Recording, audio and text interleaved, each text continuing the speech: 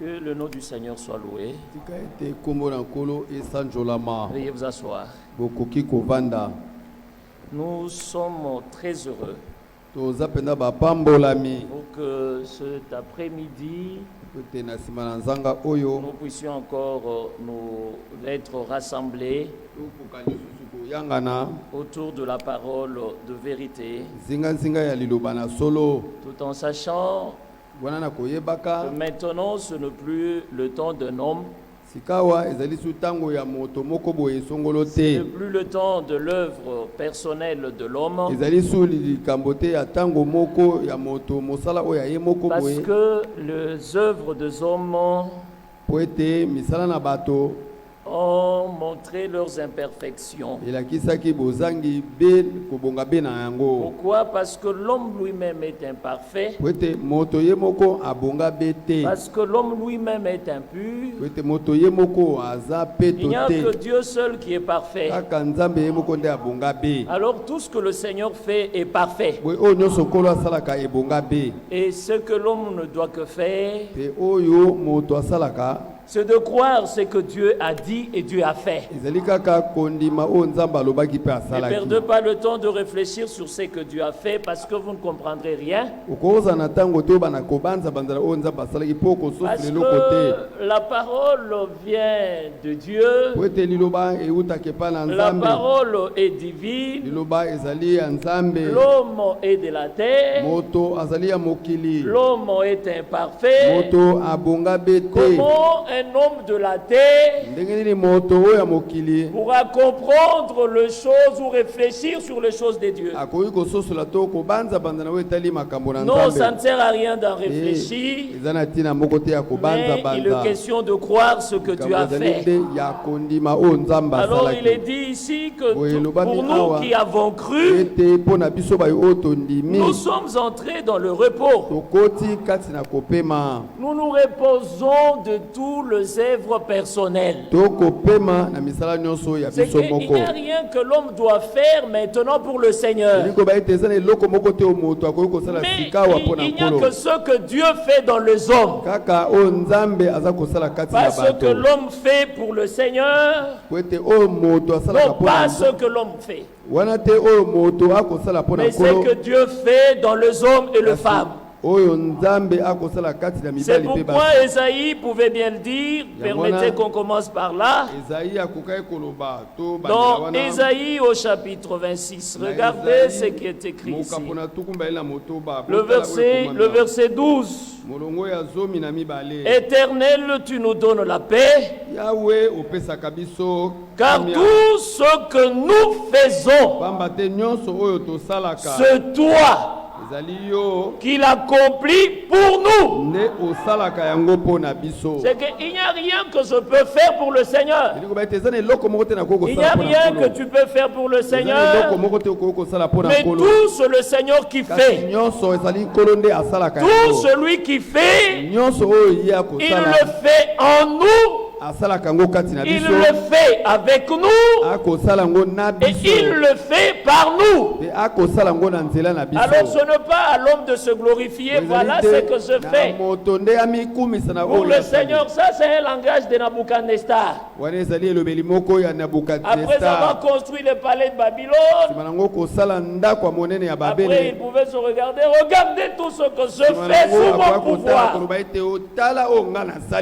il n'y a pas question de ce que toi tu as fait sous ton pouvoir, mais il est question de ce que Dieu fait. Et Dieu n'achèvera pas ce que l'homme a fait. Dieu ne couronnera pas ce que l'homme a fait, mais Dieu achèvera ce qu'il a commencé et Dieu couronnera ce qu'il a commencé. Si c'est toi qui as commencé et tu regretteras, et tu le regretteras amèrement. À ce moment-là, tu viendras aussi frapper comme les autres. N'avons-nous pas fait ça en ton nom?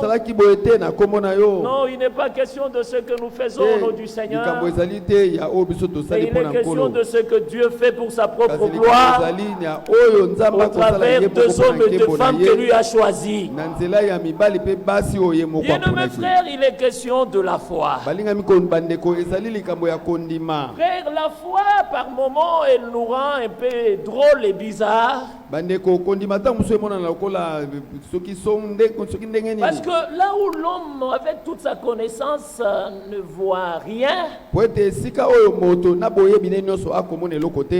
celui qui a la foi, quand il regarde, il voit quelque chose. Quand les gens du temps de Noé regardaient le ciel, l'examinaient, et ils regardaient et disaient il n'y aura pas de pluie. Ça, c'est la manière de voir des hommes qui est différente de la manière de voir de Dieu. Mais Noé, même s'il ne voyait pas le nuage, il était confiant en celui en qui il avait cru. Il dit même si vous dites qu'il n'y a rien, mais celui qui m'a envoyé de faire cette arche m'a dit que la pluie va tomber. Alors ce n'est pas ce que vous dites qu'il y a de la valeur, mais c'est ce que Dieu a dit qu'il y a de la valeur. Ce n'est pas ce que le médecin dit qu'il y a de la valeur. Il n'y a que ce que Dieu a dit qu'il y a de la valeur. Ne vous découragez pas quand le médecin vous dit que c'est impossible. Mais avec le Seigneur, c'est encore possible. Et si le Seigneur a déjà dit, reposez-vous là-dessus. Quel que soit tout ce que le médecin va vous dire, même tel que nous sommes rassemblés ce soir, vous devez savoir que pour obtenir le bénéfice de cette réunion, parce que Dieu ne nous convoque pas en vain, il ne nous appelle pas en vain. Chaque réunion, chaque rassemblement, il y a toujours un but et un objectif que Dieu veut atteindre. Et celui qui veut atteindre, avec qui le Seigneur veut atteindre cet objectif, il doit venir à Dieu. Mais quand il vient à Dieu, il doit s'approcher de lui, tout en sachant qu'il existe et qu'il est le rémunérateur de ceux qui les cherchent. C'est vrai que le Seigneur nous a dit, venez à moi vous tous qui êtes fatigués et chargés. Mais bien évidemment, il y a une manière pour laquelle ou par laquelle il faut venir à Dieu. Lui-même plus tard il dit, tous ceux que le Père m'a donné viendront à moi. Et moi je ne mettrai personne dehors. Tout celui qui est dehors, c'est que le Père ne lui a pas donné à Jésus. Si le Père m'a donné à Jésus, mais je ne peux pas être dehors. Tout ce que le Père me donne viendront à moi, et je ne mettrai personne dehors. Prenons rapidement Hébreu. Hébreu au chapitre 11. Commençons d'abord par la foi. Regardez ce qui est dit et puis on va descendre. Le verset premier. Or, la foi est une ferme assurance des choses qu'on espère, une démonstration de celles qu'on ne voit pas. Bien-aimés frères, on peut vous promettre quelque chose, c'est sur base de cette promesse que vous attendez. C'est-à-dire que Dieu ne vous a pas promis quelque chose. Si on ne vous a pas promis quelque chose, vous pouvez rester en attente, mais comme on ne vous a pas promis, ça ne servira à rien. Mais comme on vous a promis quelque chose, C'est pour cela que vous devez avoir la foi pour espérer la chose qui arrive. Et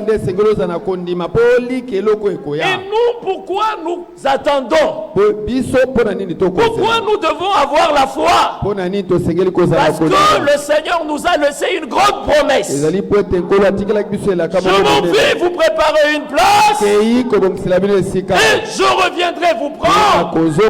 C'est sur base de ça que nous venons maintenant à la réunion.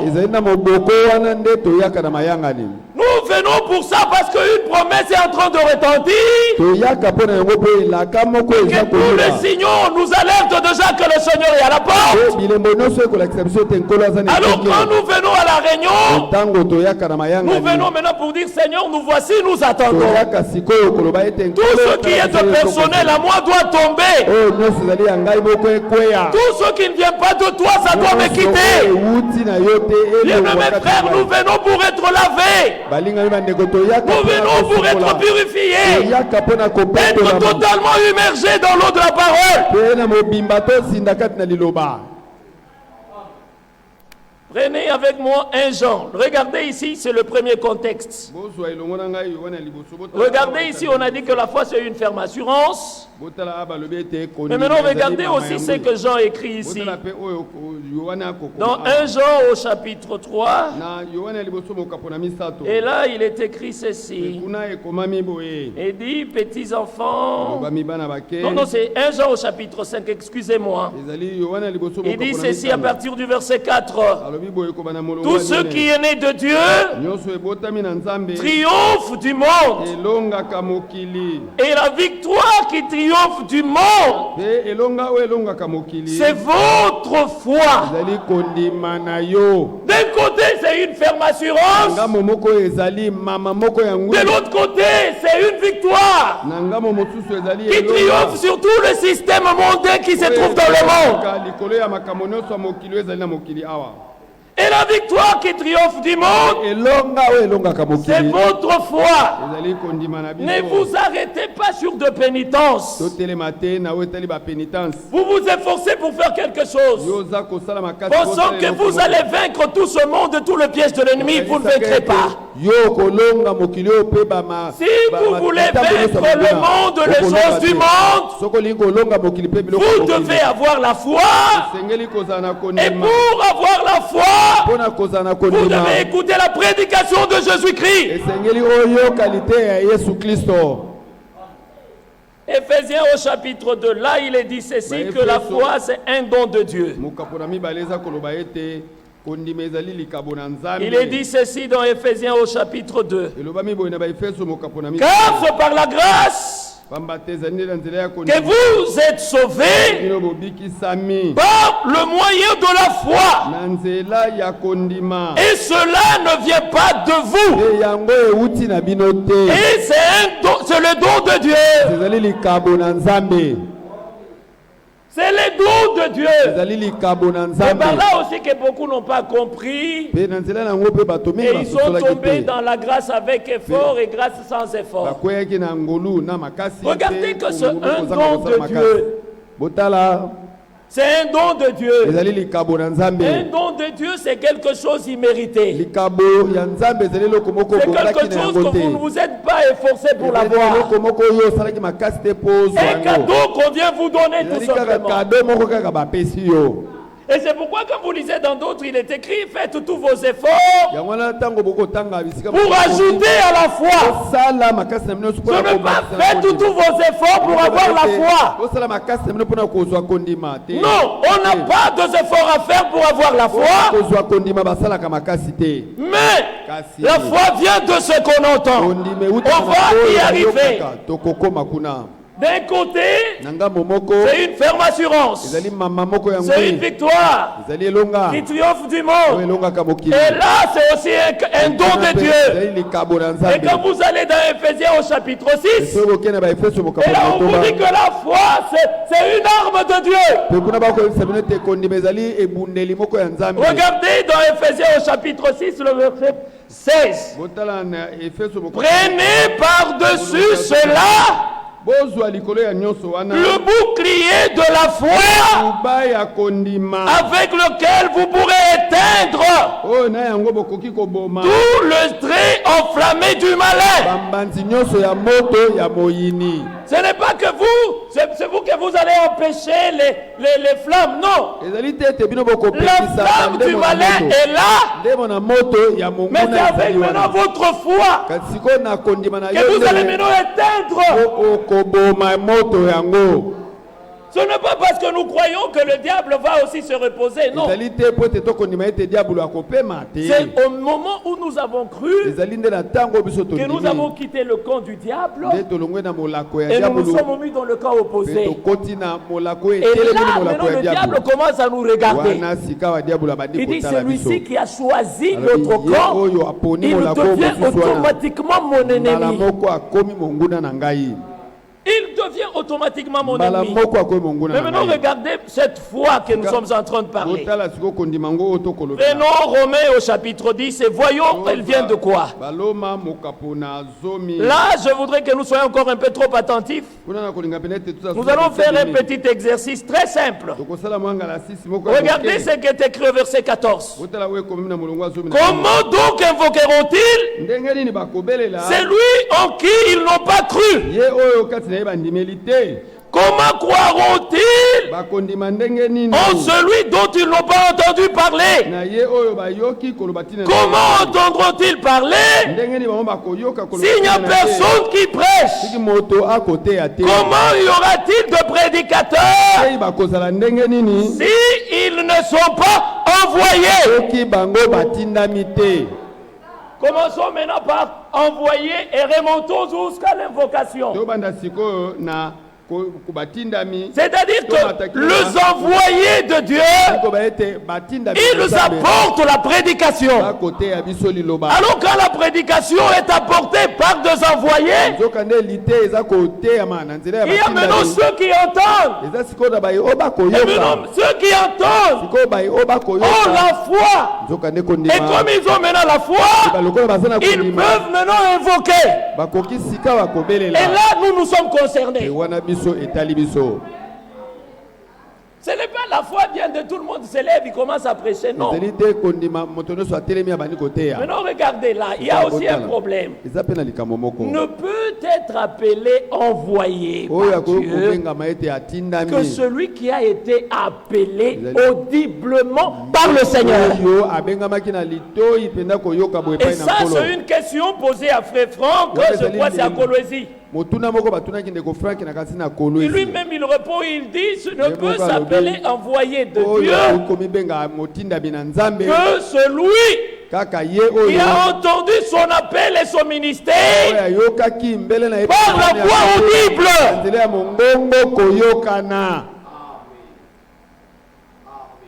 Ouvrons la parenthèse sur les envoyés. Prenons un peu quelques passages. Regardez ici que la foi est bel et bien conditionnée. Voyez qu'il y a des envoyés que Dieu lui-même envoie. Il nous apporte la prédication. Il y a des gens qui entendent. Et ceux qui entendent y croient. Et ceux qui croient, ils invoquent maintenant le Seigneur par le moyen que lui-même a tracé. Ne venez pas à Dieu par vos propres moyens. Vous n'y arriverez pas. Jean au chapitre 12, regardez ici. Nous ouvrons la parenthèse sur les envoyés. Regardez ici. Si quelqu'un a entendu mes paroles, le verset 47. Si quelqu'un entend mes paroles et ne le garde point, ce n'est pas moi qui les juge, car je suis venu non pour juger le monde, mais pour sauver le monde. Celui qui me rejette et qui ne reçoit pas mes paroles à son juge.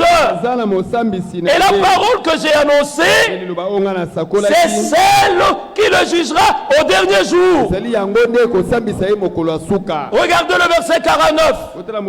Un envoyé de Dieu, il ne parle pas par lui-même. Il ne prêche pas par lui-même. Mais il prêche sous l'ordre du Seigneur. Il parle sous l'ordre du Seigneur. Et le verset 49, il dit, car je ne peux parler de moi-même. Mais le Père qui m'a envoyé m'a prescrit lui-même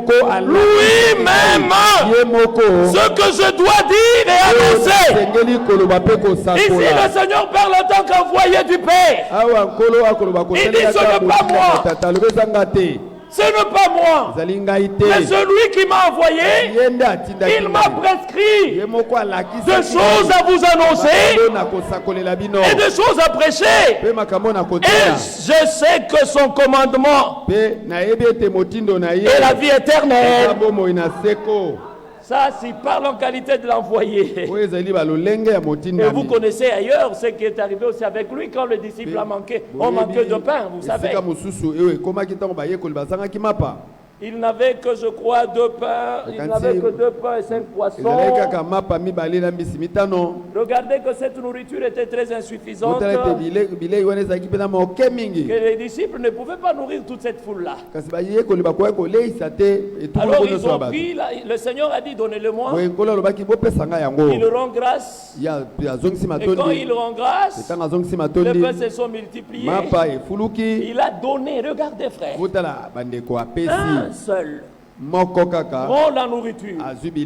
Il donne aux disciples et les disciples les distribuent à la foule. Et là aussi c'est un ordre divin. Et dans notre temps ça se passait.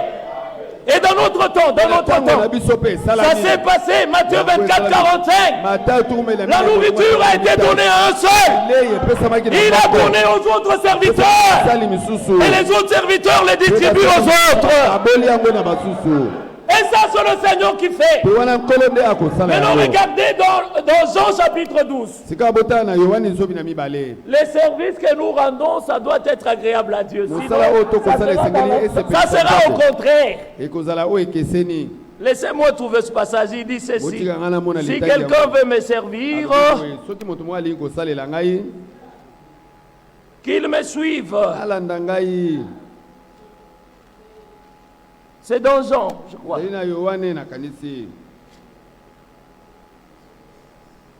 Donnez-moi le passage, s'il vous plaît. Permettez que je trouve ce passage. 12, 26. 12, 26, merci frère, oui, c'est là. Si quelqu'un me sert, qu'il me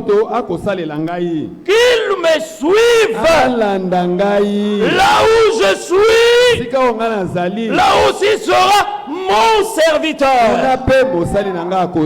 Et si quelqu'un me sert, le Père l'honorera.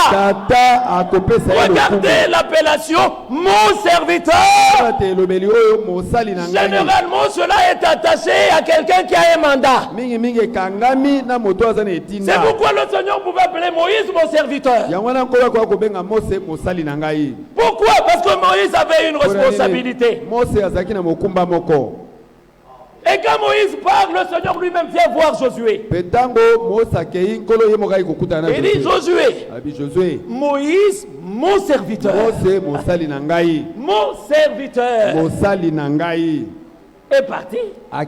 Maintenant je serai avec toi comme j'étais avec Moïse. L'affaire est réglée. Même le Seigneur lui-même est appelé mon serviteur. C'est Ésaïe 42 et ce Matthieu chapitre 14.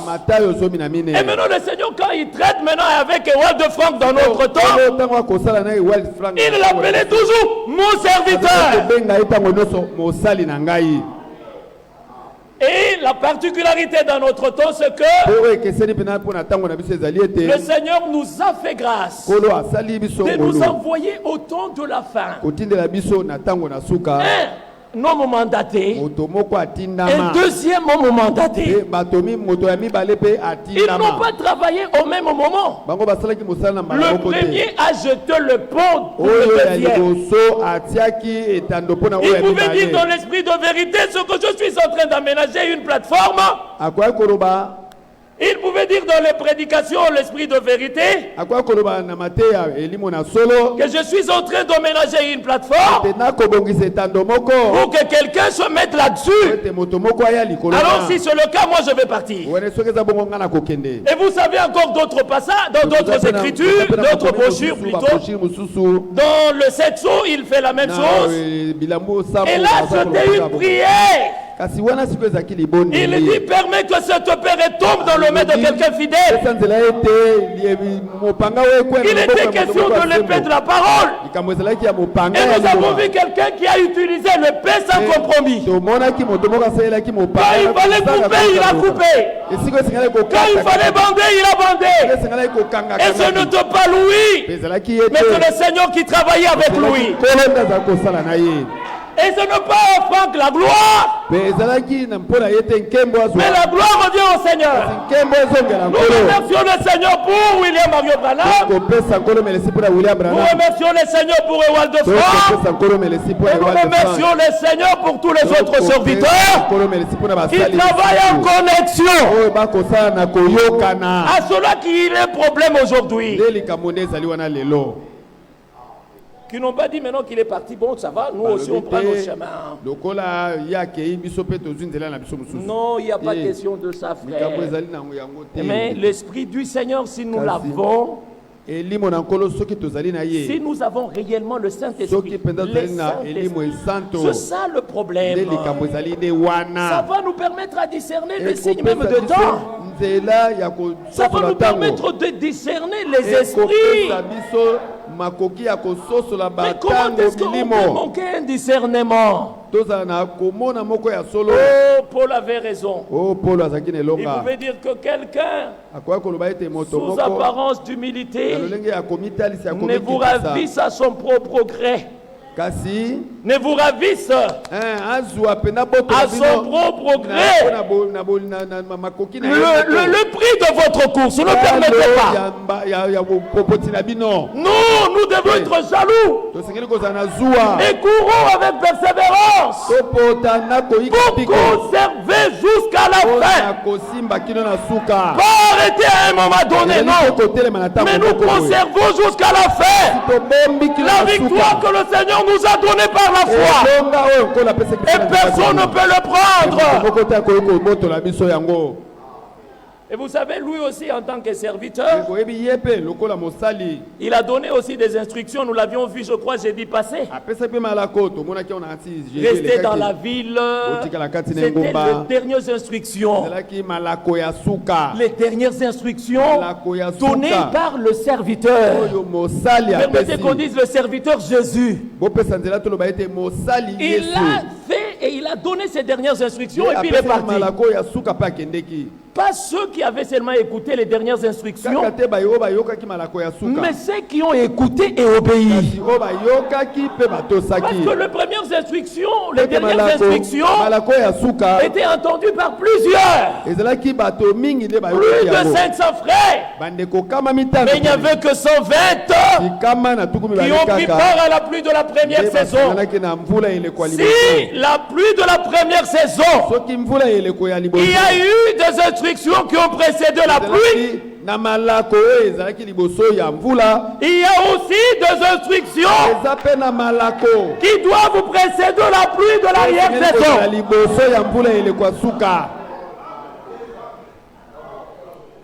La pluie de la première saison, il y a eu des instructions. Maintenant, vous voulez que la pluie de l'arrière-saison que nous avons pressée des années et des années. Maintenant, il n'y a pas des instructions. Et le serviteur est parti comme ça. Le Seigneur a croisé les bras. Le Seigneur n'a pas croisé les bras. Il est en train de travailler dans les cellules. Il y a les instructions dans la pluie de l'arrière-saison. C'est lui qui va prendre part à la pluie de l'arrière-saison. Il doit écouter et obéir aux instructions qui précèdent la pluie. Amen. Sinon, ça ne restera que de prédication et de prédication. Et quand le moment sera venu, vous ne verrez rien. C'est à ce moment-là que nous nous jubilons. Amen. Pour l'instant, on ne nous reconnaît pas. Mais Mais on nous reconnaîtra. Quand leurs lampes seront éteintes, elles viendront. Elles diront nos lampes éteintes. Donnez-nous de votre huile. Nous n'aurons pas à magasiner pour les autres. Je magasine pour ma lampe. Je magasine pour ma lampe. Et quand tu viendras, je te dirai comme réponse, il n'y en a pas assez pour toi et pour moi. Alors va auprès de ceux qui en vendent. Nous ne sommes pas des vendeurs d'huile. Nous prenons gratuitement. Gratuitement, venez prendre. Mais maintenant, vous savez ce qu'on ne voit pas dans la Bible. C'est que quand elles sont parties, rien ne prouve qu'ils ont trouvé de l'huile. Et quand ils reviendront, ça sera trop tard. La porte sera fermée.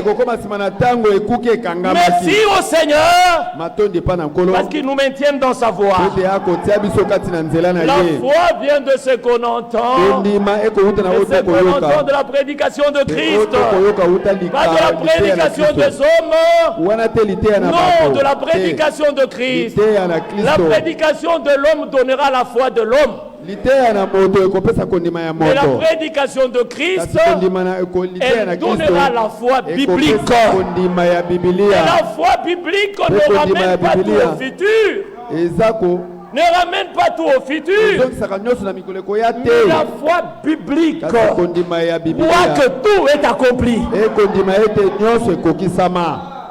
C'est ça la différence. C'est pas que le Seigneur fera. Non, il a déjà fait.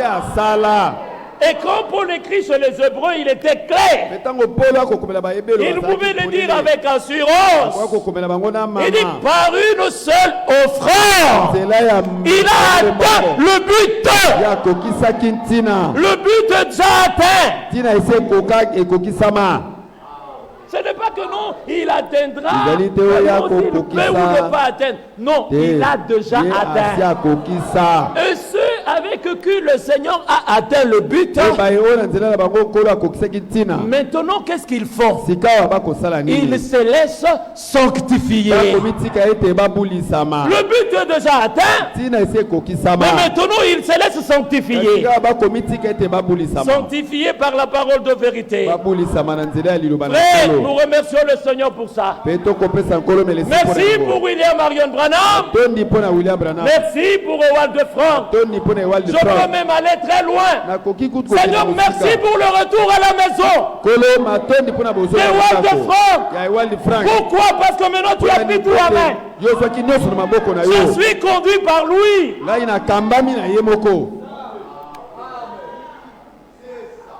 Amen. Oh non, comment il dit merci pour le retour à la maison? Vous voulez qu'on dise quoi? Quand le Seigneur finit son travail avec un serviteur, il est retiré. Alors pour nous, c'est encore un grand signe pour comprendre que le Seigneur a déjà atteint. Le Seigneur a atteint quelque chose avec lui, il a retiré. Mais maintenant, il y en a des gens qui voulaient non, même si le Seigneur a fini avec lui, qu'il reste d'abord là-bas. Parce que s'il le retire, il y aura des groupes et des sous-groupes. On n'a pas besoin de groupes et de sous-groupes. On a besoin d'un peuple rassemblé, uni, que le Seigneur conduit par son esprit et qui sont en train de suivre le consigne de la marche. Et les retransmissions font partie du consigne de la marche. Amen. On ne peut pas courir sans consigne, on ne peut pas marcher sans consigne. La foi vient de ce qu'on entend. Et ça, la foi, il est impossible de lui être agréable. Ce n'est pas ta foi, non. C'est la foi que le Seigneur nous a donnée par le moyen que nous-mêmes c'est de cette manière que nous lui serons agréables. Ceux qui voulaient entrer dans l'arche, ils devaient écouter Noé et se conformer à ce que Noé a prêché. Mais tout celui qui pouvait faire ces choses similaires à ce que Noé a fait, le moment était venu, il ne te pas peut-être dans l'arche. Ceux-là qui voulaient aussi sortir de l'Égypte, ils devaient écouter le message apporté par Moïse. Tous ceux-là qui voulaient aussi voir le Seigneur, ils devaient se conformer à la prédication et aux exigences des gens. Frère, regardez parce que tout le monde nous demande où est-ce que c'est écrit, où est-ce que c'est écrit. Comment on n'arrive pas à comprendre? Vous devez comprendre que un homme mandaté par le Seigneur, ce n'est pas un député que nous-mêmes nous avons choisi. Pour qu'on lui donne un cahier de charges. Il dit voilà ce que tu vas dire au Seigneur, ce que nous voulons. Non, lui quand il vient, il plaît à celui qui l'a envoyé. Et toi, un envoyé de Dieu, il dit la parole de Dieu. Et il n'a pas de compte à vous rendre vous. Non. Il a de compte à rendre à son Dieu. Franck n'a pas de compte à vous rendre. Il a de compte à rendre à Dieu. Et tout ce qu'il fait, c'est pour la gloire de Dieu.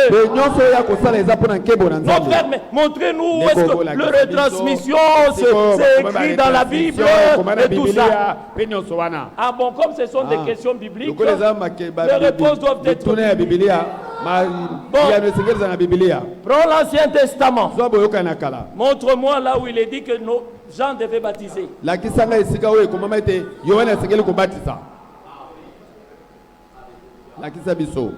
Tu me donnes aussi là où il est dit Jean devait baptiser. Ça a été très clair que baptiser. Il dit ceci, celui qui m'a envoyé. Amen. Celui qui m'a envoyé m'a dit. Il n'a pas dit non, il vous a dit vous pour venir me dire non. Lui m'a dit. Alors si le baptême de Jean est biblique, je vais vous poser aussi la question. Les écritures que nous lisons de Paul au sujet du Sanhédrin et tout ça, c'est dans notre pays. Non. C'était depuis 2000 ans passés. Mais nous le relisons aussi chez nous. C'est la parole de Dieu. Il n'y a pas un autre mandateur qui est supérieur à d'autres ou qui est différent des autres. Non. Ils ne contredisent pas le précédent. Non, frère, on doit quitter là. 1 Corinthiens chapitre 7. Vous connaissez ce passage que nous citons parce qu'on va revenir sur la foi. Le temps est en train d'avancer. Il dit ceci. Il dit ça. Ce n'est pas le Seigneur qui le dit. Mais ce mot apôtre. Ce n'est pas le Seigneur. Paul était très clair. Mais dans 1 Corinthiens 14, Paul lui-même dit ceci. Si quelqu'un se croit prophète, doit aussi reconnaître que tout ce que je vous ai prescrit, c'est un commandement du Seigneur. Ah, même ce que Paul a dit que ce n'est pas le Seigneur, c'est lui. Oui, c'est lui, c'est le Seigneur. Amen. Quand c'est pour Paul, là, il n'y a pas de problème. Mais comme maintenant, c'est dans notre temps. Que le Seigneur soit loué parce qu'il y a un peuple qui prend en considération ce que Dieu fait. Maintenant, regardez, il y a une chose en rapport avec la foi. Dieu éprouve la foi, mais Satan tente ceux qui ont la foi. Dieu ne tente pas ceux qui ont la foi, mais Dieu éprouve ceux qui ont la foi. Et il y a toujours un but dans les épreuves qui vous arrivent. Lisons cela dans 1 Pierre. Commençons par là. 1 Pierre. Regardez ici, c'est les épreuves de ceux qui ont reçu la véritable foi. Regardez ici ce que lui-même Pierre écrit ici. Il dit ceci dans 1 Pierre au chapitre 1er. Il dit, cela c'est qui fait votre foi. Le verset 6. Quoique maintenant, puisqu'il le faut, vous soyez attristés pour un peu de temps par des diverses épreuves. Regardez maintenant le but pourquoi les épreuves arrivent, afin que l'épreuve de votre foi, plus précieuse que l'or périssable, qui cependant est éprouvé par le feu, et pour le résultat, la louange, la gloire et l'honneur, lorsque Christ apparaîtra. C'est pourquoi, frère, par moment, il faut changer de prière. Changer la manière de prier. Seigneur, pourquoi seulement moi? Pourquoi seulement moi? Pourquoi seulement moi? Non, non, non, non, non. Mais il faut remercier le Seigneur même pour les épreuves. Vous vous mettez à genoux, vous dites, Seigneur, merci. Parce que tu as permis que ceci arrive. Ne vous lamentez pas dans les épreuves. Quand on est dans les épreuves, on est patient. Jacques au chapitre 1er, regardez. Jacques au chapitre 1er, il dit ceci, le verset 2. Mes frères, regardez combien suis-je de joie complète, les diverses épreuves auxquelles vous pouvez être exposés, sachant que l'épreuve de votre foi produit la patience. Non, Seigneur, donne-moi la patience. Tu sais ce que tu demandes. Tu demandes les épreuves, elles viendront. Oh Seigneur, j'ai besoin de la patience. Donne-moi la patience. Donne-moi la patience. Pour que la patience arrive, il faut qu'il y ait la foi. Et la foi doit être éprouvée. Seigneur, je vais être un homme patient.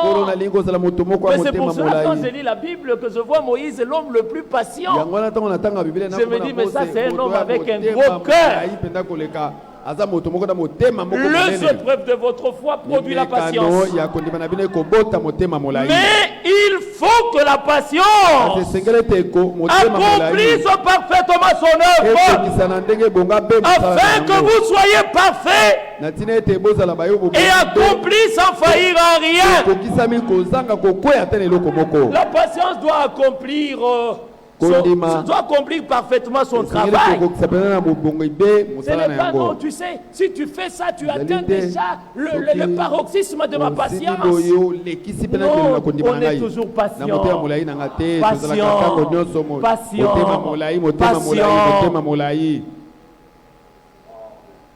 Mais maintenant, regardez qui nous tente. Ce n'est pas le Seigneur qui nous tente. Il ne nous tente pas et il ne nous conduit pas dans la tentation. C'est pourquoi dans la prière de notre Père, c'est que nous disons, ne nous laisse pas tomber dans la tentation. Ne nous laisse pas tomber. Ce n'est pas nous induire, ce n'est pas nous conduire dans la tentation. Non, le Seigneur ne nous conduit pas dans la tentation. Non, c'est lui qui nous tente, c'est le diable. Nous, le Seigneur nous éprouve et ce n'est pas pour terminer avec nous. Non, il taille notre foi. Il taille notre foi. Et quand Frère Franck disait, il disait, regardez, les épreuves pour Israël, le désert, la mer Rouge, était un passage obligé de tous ceux qui ont quitté l'Égypte. Et plus tard, il pouvait dire, mieux vaut avoir les épreuves, mais avec le Seigneur. mais de ne pas avoir les épreuves et aussi sans Seigneur. Regardez les disciples quand la barque était agitée. La barque devait être agitée, mais elle ne devait pas se retrouver au fond des eaux. Les agitations, oui, mais pas la noyade. Non. Pourquoi? Parce que le Seigneur était avec lui. Il était là avec ses disciples. Les épreuves doivent arriver, mais nous avons le Seigneur. Il ne permettra pas, et encore jamais, que nous restions dans la tentation. Non.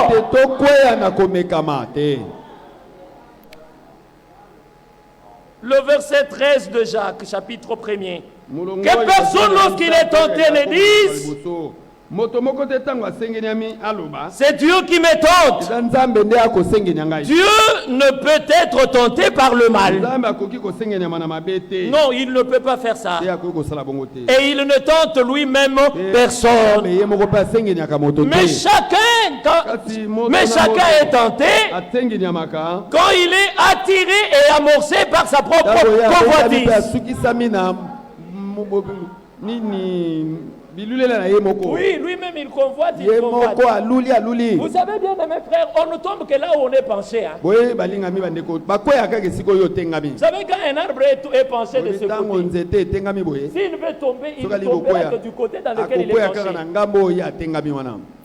Pas dans les choses, c'est pas du côté où il n'est pas penché, non. Et aussi, un homme comme un arbre, il ne tombera que dans les choses qu'il aime beaucoup. Si c'est le téléphone, le YouTube et tout qu'on sort, il tombera là, il tombera là. Si ce sont les jeux et tout ça, il tombera là. Le diable ne vous tentera pas dans les choses que vous n'aimez pas. Parce qu'il sait déjà au départ, il n'aime pas ça. Mais c'est seulement ce qu'il aime, cela que je vais arriver. Maintenant, dans les choses que tu aimes là, le diable dit, mais tu peux aussi faire ça, ce n'est pas un problème. Tu trouves que, mais c'est déjà ce que je fais d'habitude. Et cela maintenant que tu tombes. La convoitise a fait tomber beaucoup de frères. Et c'est une mauvaise arme du diable. Mais cette arme de convoitise a tué les héros. Ça te fait tomber des héros. Frère, ne convoitez pas, frère. Contentez-vous de ce que vous avez. Et à chaque jour où suffit sa peine, frère. N'oubliez pas, ne convoitez pas. Maintenant il dit, puis la convoitise lorsqu'elle est conçue, elle enfante le péché, et le péché étant consommé, produit la mort. D'un côté, nous, ceux qui ont la foi sont éprouvés, et le diable vient tenter. Mais maintenant, regardez quelle est l'attitude que nous devons avoir. Quand on est tenté, c'est la même attitude qu'avait le Seigneur Jésus. Nous sommes dans Matthieu au chapitre 4. Regardez là, c'est un passage que vous connaissez. Et vous verrez que le Seigneur se retrouvait dans le désert pour être tenté par le diable. Voyons la foule. Jésus montant sur la montagne. Et après qu'il s'est fut assis. Non, excusez, c'est Matthieu chapitre 4. Alors Jésus fut amené par l'Esprit dans le désert pour être tenté par le diable. Voyez là, tenté par le diable.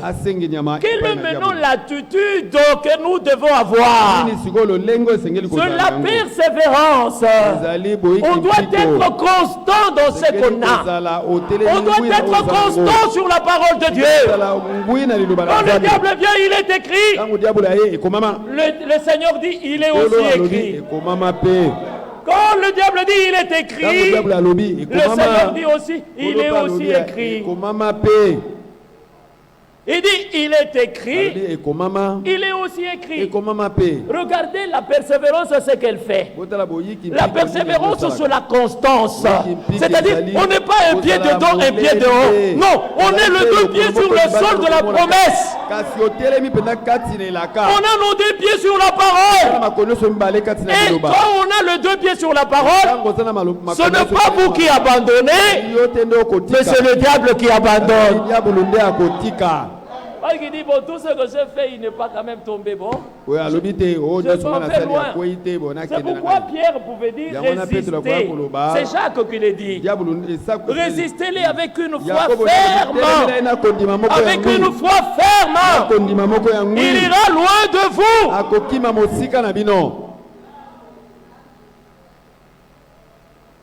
Il est dit ceci, je crois que c'est dans Jacques, dans 1 Pierre où il dit, résistez, lui, il est en train de rôder comme un lion, il cherche quelqu'un qu'il veut dévorer, mais résistez-lui avec une foi ferme, et il ira loin de vous. Permettez que je trouve ce passage, je crois que c'est dans 1 Pierre. 1 Pierre 5, le verset 9. Il dit ceci, résistez-lui avec une foi ferme. Une foi ferme, c'est une foi parfaite dans la parole parfaite de Dieu.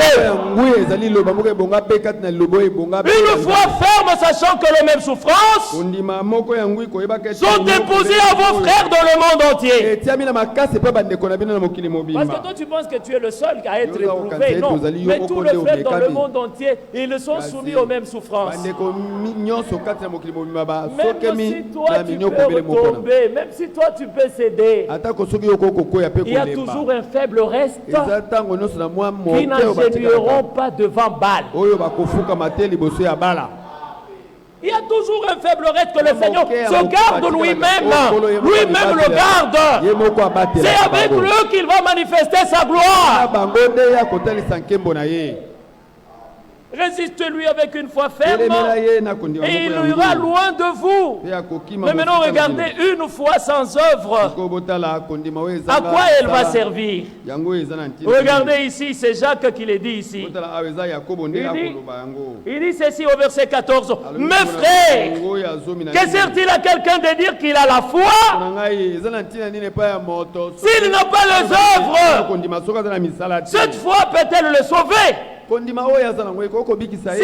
frère ou une soeur sont nus et manquent de la nourriture de chaque jour et que l'un d'entre vous leur dise, allez en paix, chose faites-vous, rassasiez-vous, et que vous leur donnez pas ce qui est nécessaire à leur corps, à quoi cela sert-il? Il en est ainsi de la foi. Si elle n'a pas les œuvres, elle est morte en elle-même. Le verset 18 il dit, mais quelqu'un dira, toi tu as la foi et moi j'ai les œuvres. Montre-moi ta foi sans œuvre et je te montrerai la foi par mes œuvres. L'un a la foi sans œuvre, mais l'autre a les œuvres de la foi. Qu'est-ce que nous voulons dire par là? Frère, vivez comme vous croyez. Parlez comme vous croyez. Habillez-vous comme vous croyez. Si nous croyons la parole de Dieu, les œuvres qui sont produites sont les œuvres de la parole. Si nous croyons que la sœur doit s'habiller décemment, nous n'avons pas besoin que toi tu t'habilles en mini-jupe et que tu viens nous dire non, frère, moi j'ai la foi, moi j'ai la foi. Non, on doit voir que la Bible dit habillez-vous décemment par ta manière de t'habiller. On regarde qu'elle s'habille comme elle croit. Elle parle comme elle croit. Elle pense comme elle croit. Elle chante comme elle croit. Elle prie comme elle croit. Toi, tu crois autre chose. Où la parole nous a été révélée. Mais quand tu pries comme une dénominationnelle. Bon, je pose des questions. La foi que tu as, c'est la foi dénominationnelle ou c'est la foi de la Bible? C'est pourquoi on voit des sœurs trop maquillées et tout ça. Comme on dit, non, frère, Dieu voit le cœur. Dieu voit le cœur. Frère, regardez. Ma sœur, regardez. Ces choses-là, quand elles sont encore en vous, c'est une preuve que vous n'êtes pas converti. C'est une preuve que vous n'êtes pas converti.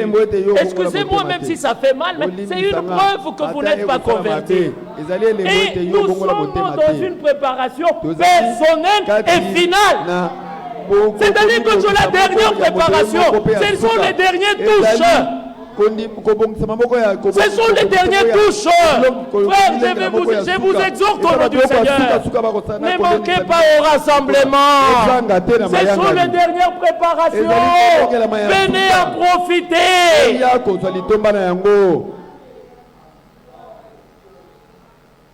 Et vous connaissez l'histoire de Rahab, qui est bien décrit vers la fin là-bas. Il est dit ceci au verset 25. Rahab, la prostituée, ne fut-elle également justifiée par les œuvres? Lorsqu'elle a reçu le messager et qu'elle le fit partir par un autre chemin. Frère, l'histoire de Rahab, c'est exactement notre temps. Avant la destruction de Jéricho, le message d'avertissement est arrivé là. Pourquoi? Parce qu'on devait détruire Jéricho. Et quand ils arrivent là-bas, le messager tombe entre les mains de Rahab. Le porteur de la bonne nouvelle tombe dans les mains de Rahab. Ils viennent, ils disent à Rahab, de toute façon, ça va être détruit, tout ça. Regardez qu'avant la destruction, avant que la colère du Seigneur ne s'abatte sur Jéricho, un message d'avertissement est venu avant. Et Rahab, qu'est-ce qu'elle a fait? Elle a dit, nous savons ce que le Seigneur, votre Dieu, est capable de faire. Nous avons vu ce qu'il a fait. Et pendant que Rahab était en train de recevoir le message qui lui avait été apporté, on frappe à la porte. Nous avons vu des hommes entrer ici chez toi. Rahab le prend, il le cache là. Les gens qui sont venus, non, ils sont partis, vous pouvez leur suivre et tout ça. Ils les ont suivis, ils ne l'ont pas retrouvé. Et Rahab revient au messager, il leur dit, promettez-moi que quand vous allez venir, vous allez m'épargner. Ok, Rahab, regarde maintenant ce que tu vas faire. Tu vas mettre un signe. Tu vois le fil rouge de cramoisi que tu nous as fait descendre avec. Tu vas le mettre sur la fenêtre par laquelle on est descendu. Alors nous, quand nous allons venir et quand nous allons voir ces signes, tous ceux qui seront dans ta maison, ils te seront épargnés. Mais tout celui qui ne sera pas de là où il y a le signe, il ne sera pas épargné et son sang retombera sur lui-même. Et ça, c'est le message du temps de Rahab. Mais maintenant, le message de notre temps. Avant que le jour de la colère n'arrive, Malachie 4 soit accompli. Avant que la colère de Dieu ne s'abatte, il y a eu de femmes et des hommes de femmes et des hommes qui ont reçu ce message, qui sont restés dans ce message, qui ont été scellés du Saint-Esprit. Et le Saint-Esprit, c'est un signe que Dieu tourne assez avec qui il est en contrat. Alors quand il verra ces signes, il prendra ce qui lui appartient. Et quand le moment de la destruction est arrivé, Josué leur dit, vous savez, Josué, c'est Yahvé sauveur. Yahshua, qui signifie Yahvé sauveur. Alors regardez maintenant Josué, il dit ceci. Il dit, quand vous allez entrer dans la ville, n'oubliez pas qu'il y a Rahab là-bas. Rahab a un signe. Tous ceux qui sont dans sa maison, ne le tuez pas. Mettez-les déjà à côté. Pourquoi? Parce que le Seigneur a vu quelque chose sur lui. Bien-aimés frères, ce que nous demeurons dans la parole révélée de notre temps, et que nous sommes scellés du Saint-Esprit, et que nous sommes scellés du Saint-Esprit, c'est un signe de reconnaissance que le Seigneur nous marque. Et quand il voit ces signes, il va nous épargner. Bien-aimés frères, vous devez être scellés du Saint-Esprit. Et par le moyen que Dieu a tracé. Partout ailleurs, il n'y a pas de Saint-Esprit. C'est un Saint-Esprit fabriqué. Mais maintenant, dans quelques minutes qui nous restent, regardez maintenant la question qui a été posée dans Luc. Et il y a d'autres écritures très importantes. C'est dans Jude où il est dit « Combattez pour une foi qui a été transmise » une seule fois pour toutes. Bien-aimés frères, ça c'est très important. Le Seigneur ne viendra pas pour trouver plusieurs fois sur la terre.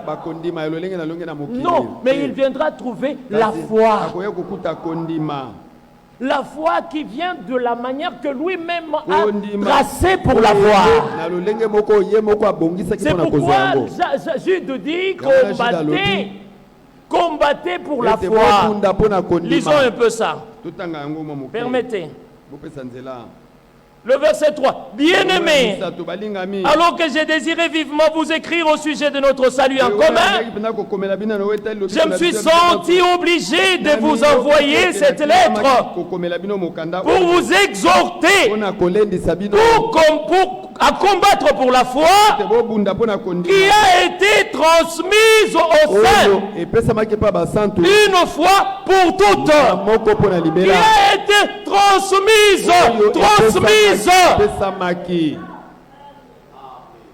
C'est-à-dire qu'il vous a été donné comme un don. Maintenant on vous dit, vous qui l'avez maintenant, combattez. Frère, ça c'est très important. Parce que vous savez qu'il est écrit dans les derniers jours, beaucoup abandonneront la foi aussi. Pendant aussi que beaucoup abandonnent la foi qui nous a été transmise, il y a un peuple qui est exhorté à combattre pour la foi. Vous ne pouvez pas abandonner la foi si vous n'abandonnez pas la parole de vérité. Parce que la foi vient de la parole. Celui qui a abandonné la foi, il a abandonné la parole. Et il est dans ses propres choses. On ne peut pas abandonner la foi sans abandonner la parole. On ne peut pas non plus avoir la véritable parole sans avoir la véritable foi. Vous abandonnez la foi. Pour nous, nous vous regardons comme des gens ayant abandonné la pure parole. Et c'est ça ce qui se passe maintenant. Mais maintenant, qu'est-ce qu'ils font? Ils font de démangeaisons d'entendre. Ça fait quelle curiosité ça? Vous voulez entendre, mais vous voulez entendre ce que vous voulez. Mais nous ne voulons pas entendre ce que nous voulons. Mais nous voulons entendre ce que Dieu veut. Alors quand vous voulez entendre ce que vous voulez, alors vous donnerez de foule de docteurs selon votre foi. Et quand ils prêchent comme vous voulez, ils sont de votre. Mais quand ils vous prêchent ce que disent les Saintes Écritures, oh non, ce sont de cela et de cela. Non frère, mais vous combattez pour la foi. C'est-à-dire rester sur le sol de la parole, rester sur le sol de la promesse. Ne bougez pas frère, ne bougez pas. Quoi qu'il arrive, restez ferme. Restez ferme. Le Seigneur est dans sa parole. Il vous soutiendra. Mais maintenant, frère, regardez. Paul pouvait bien le dire que j'ai combattu le vrai combat et j'ai gardé ma foi. Ce n'est pas quand il y a un combat, toi tu cèdes. Ce n'est pas quand il y a une pression, toi tu cèdes. Frère, même quand il y a la pression, la tête est haute. Je ne te regarde même pas. Mais je regarde à Dieu qui m'a fait des promesses. Il est fidèle à sa promesse. Il va sur sa parole pour l'accomplir. Quoi que cela tarde, il l'accomplira. Et il accomplira certainement. Mais maintenant, qui est cet athlète-là qui peut être couronné sans avoir suivi toutes les règles de jeu? Dans toute la course, il y a des règles de jeu. Dans toute bataille, il y a des règles de jeu. Et si nous aujourd'hui nous sommes aussi dans une bataille, c'est qu'il y a aussi de règles de jeu. Alors tout celui qui se combat, il respecte les règles de jeu. Permettez qu'on dise de tous les mots comme on veut le dire.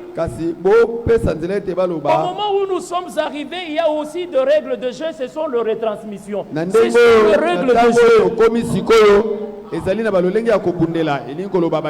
Comment on peut courir sans avoir les règles de jeu? Il y a des règles de jeu que nous devons respecter parce que la victoire est proche. Alors respectons tout ce que le Seigneur nous donne comme consigne. Quand il dit arrêtez-vous là, on s'arrête là. Quand il dit continuez, on continue. Quand on dit courez, on court. Quand on dit marchez lentement, on marche lentement. Nous ne connaissons pas le chemin, nous ne connaissons où nous allons, mais lui connaît où il nous amène.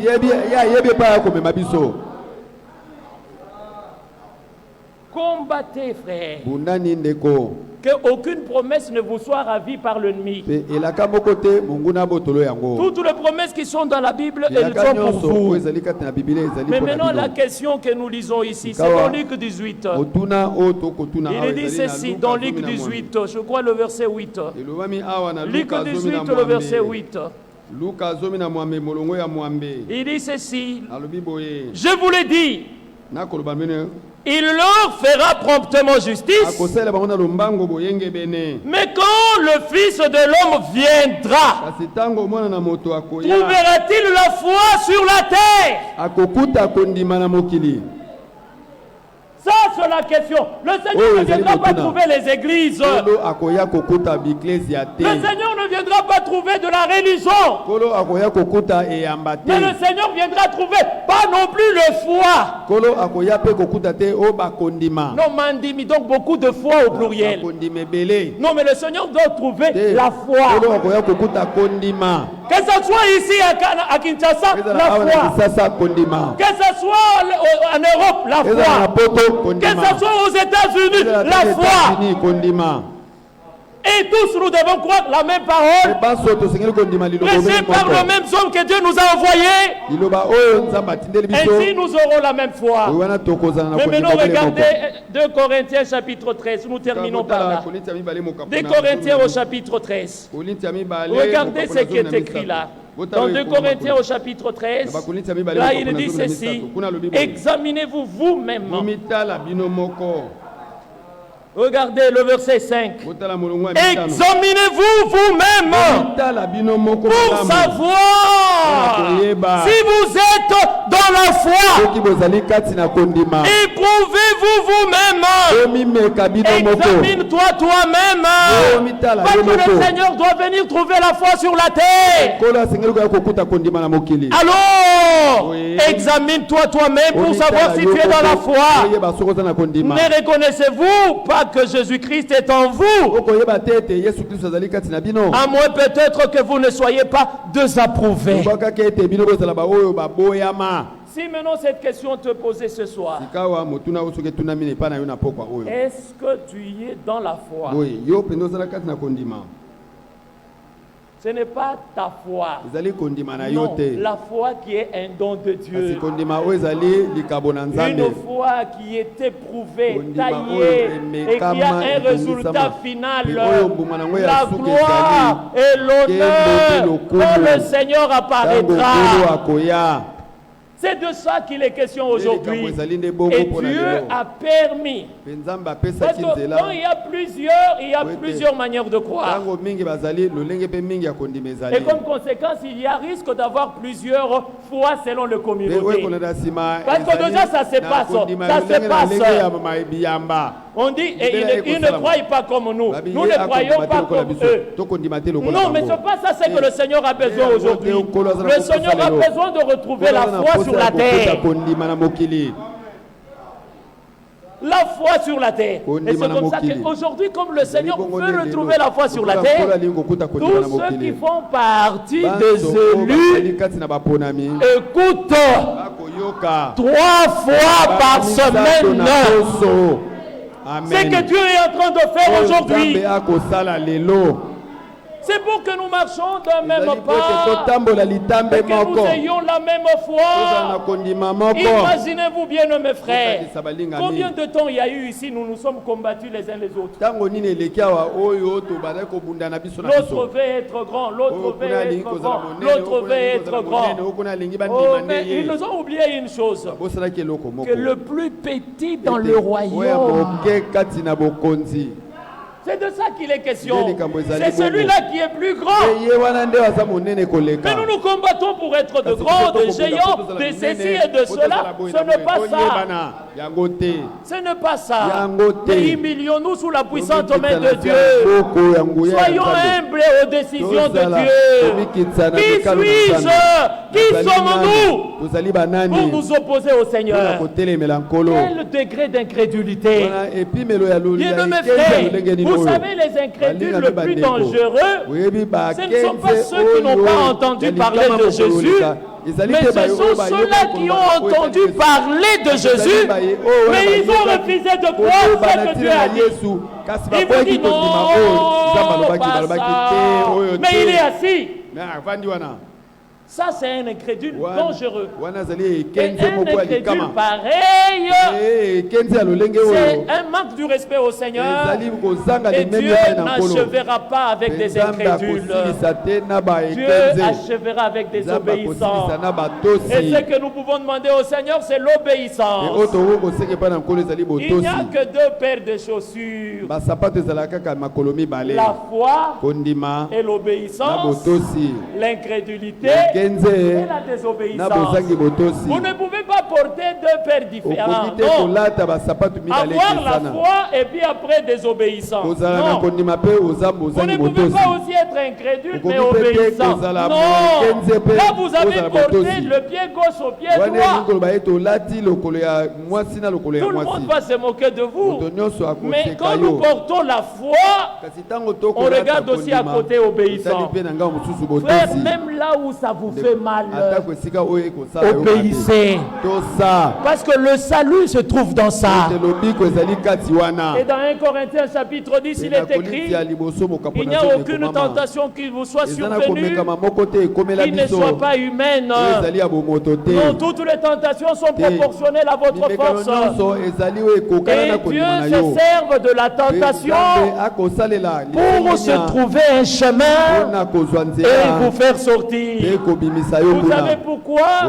Parce qu'il a été rendu semblable à ce frère. Et il a été doté en toutes choses. Alors à tel point que il peut secourir ceux qui sont tentés. Quoi que vous arrive, allez à Jésus. Il va vous secourir.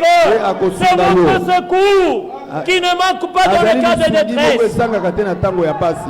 Oui, notre secours ne viendra pas de la terre. Notre secours viendra d'en haut. Alors je lève mes yeux vers le montagne. Où me viendra le secours? Oh, le secours me viendra d'en haut. Que le Seigneur vous bénisse. Et que le Seigneur bénisse ses paroles dans nos cœurs.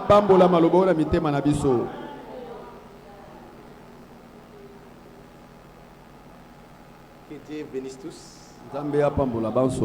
La trompette a été claire. Pas de commentaires. Parce que tout a été dit. Je vous invite à vous lever. Il est question de s'examiner, mon frère. Parce qu'il a été dit que c'est la dernière phase de la préparation. Et cette préparation est individuelle. Moi, je ne dois pas regarder mon frère à côté. Non, non, non. Je dois me regarder moi-même. Le Seigneur a bien fait toutes choses. Le Seigneur l'a fait bien pour nous. La foi comme don. Si tu ne peux pas recevoir ça, ce que tu te fabriques là, ce n'est pas la foi. La foi comme victoire. Oh, que Dieu soit loué. La foi comme arme. Que Dieu nous aide, mes bien-aimés frères. Tout a été dit. Tout a été dit. Tout a été dit. Et la foi comme assurance. Une ferme assurance. Nous allons nous examiner nous-mêmes. Que chacun s'examine. Là où le diable a tenté, là où le diable veut te balloter, un véritable Élie, même s'il ne comprend pas, mais il croit. Il ne peut pas, vous ne pouvez pas le trouver, il dit, ça c'est bien, ça aussi c'est bien. Pour les Élis, ce n'est pas ça. Pour les Élis, il doit trouver là où c'est bien. Et là, il s'accroche. Même s'il y a des je ne sais pas quel genre de menace qui pouvait venir. Mais si un Élie a retrouvé la voie de la vérité, il y tient. Que Dieu vous bénisse, mes frères. Nous devons lutter, nous devons combattre pour cette foi qui nous a été transmise. Nous allons prier le Seigneur. Que chacun de nous prie le Seigneur pour ce que nous avons écouté. Prions pour les uns les autres aussi. Parce que nous devons nous soutenir. Le Seigneur ne voulait pas terminer avec une seule personne. Le Seigneur ne voulait pas terminer avec les Congolais seulement. Le Seigneur voulait terminer avec tous les élites du monde entier. Raison pour laquelle il fait des choses de la même manière. La nourriture est partagée partout dans le monde entier. Et tous ceux qui sont dédiés viennent à la foi. Alors prions le Seigneur, mes bien-aimés. Prions tous ensemble. Notre Père Céleste,